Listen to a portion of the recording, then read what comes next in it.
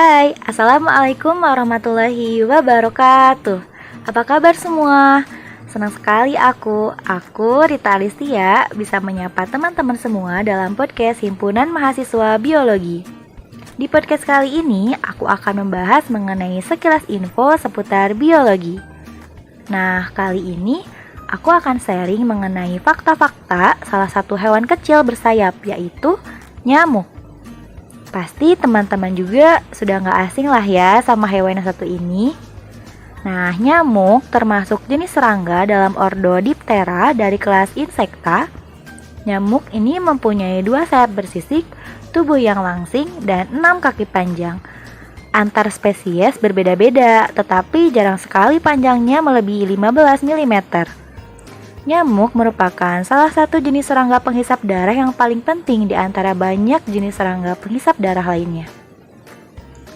Banyak penyakit, khususnya penyakit menular seperti demam berdarah, Japanese encephalitis, malaria, filariasis yang ditularkan melalui perantara nyamuk. Nyamuk itu mengalami 4 tahap dalam siklus hidup, yaitu telur, larva, pupa, dan dewasa. Pada dasarnya, nyamuk jantan dan betina memakan cairan nektar bunga sebagai sumber makanan. Akan tetapi, nyamuk betina juga menghisap darah manusia atau hewan demi kelangsungan spesiesnya. Nyamuk betina menghisap darah bukan untuk mendapatkan makanan, melainkan untuk mendapatkan protein yang terdapat dalam darah sebagai nutrisi untuk pematangan telurnya. Teman-teman, tahu nggak sih sebenarnya hanya nyamuk betina yang menggigit untuk mendapatkan darah kita? Mereka tidak membutuhkan darah tersebut sebagai makanan, melainkan untuk dapat memproduksi telur.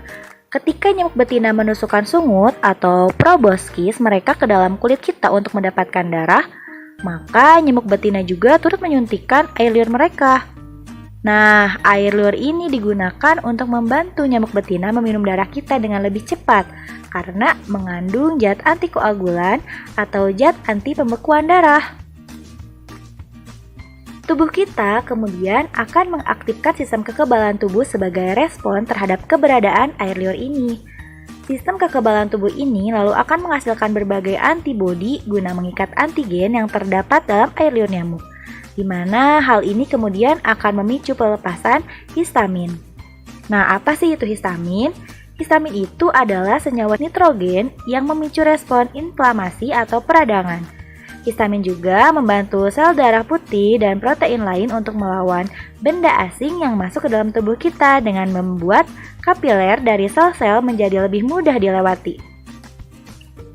Histamin kemudian akan membuat pembuluh darah yang terletak di dekat gigitan nyamuk membengkak.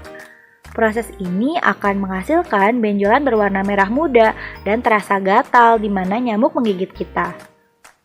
Ketika kita menggaruk benjolan, itu hanya akan membuat rasa gatal dari bekas gigitan menjadi lebih parah karena dapat menyebabkan iritasi dan peradangan. Sehingga sistem kekebalan tubuh kita akan mengira bahwa diperlukan lebih banyak antibodi untuk menyingkirkan protein asing tersebut.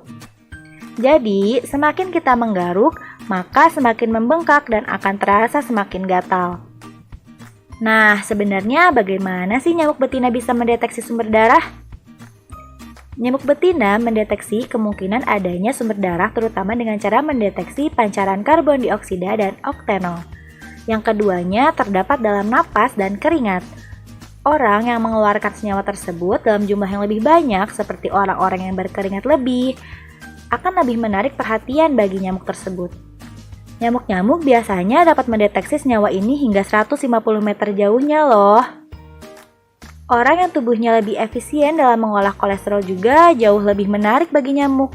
Karena produk sampingan pengolahan ini muncul pada permukaan kulit dan tampaknya menarik untuk nyamuk. Nyamuk betina juga berburu dengan menggunakan penglihatan mereka. Jika kita bergerak atau jika kita memakai pakaian dengan warna yang kontras dengan latar belakang di sekitar kita, nyamuk dapat menentukan kita dengan mudah, bahkan jika mereka tidak berhasil mendeteksi kita dengan sensor yang mereka miliki. Jika jaraknya cukup dekat, nyamuk betina juga dapat menemukan kita menggunakan sensor panas mereka. Oleh karena itu, kebanyakan obat anti nyamuk bekerja dengan cara mengantisipasi cara berburu nyamuk ini untuk menangkal nyamuk tersebut. Seperti yang telah tadi disinggung di awal, nyamuk merupakan serangga yang banyak menimbulkan masalah bagi manusia. Selain gigitan dan lingkungannya yang mengganggu, nyamuk merupakan vektor atau penular beberapa jenis penyakit berbahaya dan mematikan bagi manusia, seperti demam berdarah, malaria, kaki gajah, dan chikungunya. Menurut Arix, pada tahun 2008, berbagai penyakit disebar oleh tidak kurang dari 2.500 spesies nyamuk. Ada yang menyebabkan penyakit berbahaya seperti demam berdarah akibat Aedes aegypti dan malaria akibat Anopheles. Akan tetapi yang umum berkeliaran di rumah tempat tinggal adalah nyamuk kulit tarsalis yang gigitannya menyebabkan gatal. Menurut Boror, pada tahun 1996, Aedes aegypti merupakan jenis nyamuk pembawa virus dengue. Penyebab penyakit demam berdarah juga pembawa virus demam kuning dan chikungunya. Wilayah penyebaran nyamuk itu sangat luas, meliputi hampir semua daerah tropis di seluruh dunia. Sebagai pembawa virus dengue, Aedes aegypti bersama Aedes albopictus merupakan pembawa utama siklus penyebaran dengue di wilayah pedesaan dan perkotaan. Demam berdarah di Indonesia sudah menjadi kejadian luar biasa setiap musim penghujan tiba. Bahkan beberapa daerah di Indonesia telah menjadi daerah endemik langganan demam berdarah. Vaksin untuk mencegah 2 demam berdarah dengue atau DBD sampai saat ini belum ditemukan. Oleh karena itu, pencegahan terhadap virus dengue lebih diutamakan dengan membasmi faktor pembawa virus, yaitu nyamuk Aedes aegypti. Pengendalian nyamuk yang sering dilakukan yaitu dengan melakukan penyemprotan dengan menggunakan bahan kimia yang menimbulkan efek negatif bagi lingkungan maupun manusia serta hewan lain yang bukan termasuk target yang akan dibasmi. Nah, itulah fakta-fakta tentang nyamuk. Semoga dengan adanya podcast ini dapat menambah pengetahuan teman-teman semua ya. Aku Rita Alistia pamit undur diri.